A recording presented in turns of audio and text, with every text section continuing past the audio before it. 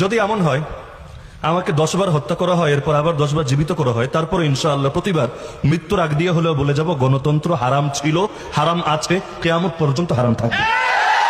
পৃথিবীর সব লোক যদি গণতন্ত্রে গিয়ে জড়ায়া যায়, আমার 14 গোষ্ঠীও যদি গণতন্ত্রের সঙ্গে মিলে যায়, তারপরও গণতন্ত্র হালাল হবে না। যেটা আল্লাহর কোরআন দ্বারা হারাম, যেটা নবীর হাদিস দ্বারা হারাম, সেটা চিরকাল হারামই থাকবে। কেউ গ্রহণ করুক আর না করুক, তারপরও সেটা হারামই থাকবে। তো এখন এটার ব্যাপারে ভুল স্বীকার করার অর্থ হলো আমি এখন গণতন্ত্রকে হালাল বলবো। যেদিন আমি গণতন্ত্রকে হালাল বলবো সেদিন তো আমার নিজের ইমানই থাকবে না।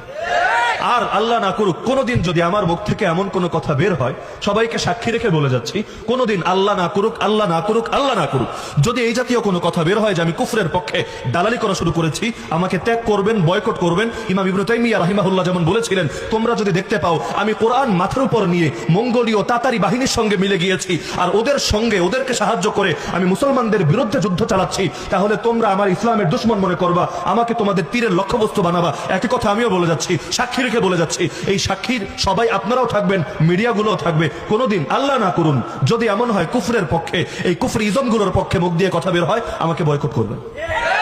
কারণ ব্যক্তি পূজার ইসলামে কোনো সুযোগ নেই। যতদিন হকের উপর কেউ থাকবে তার প্রতি মহব্বত থাকবে হকরে মহব্বত করার কারণে।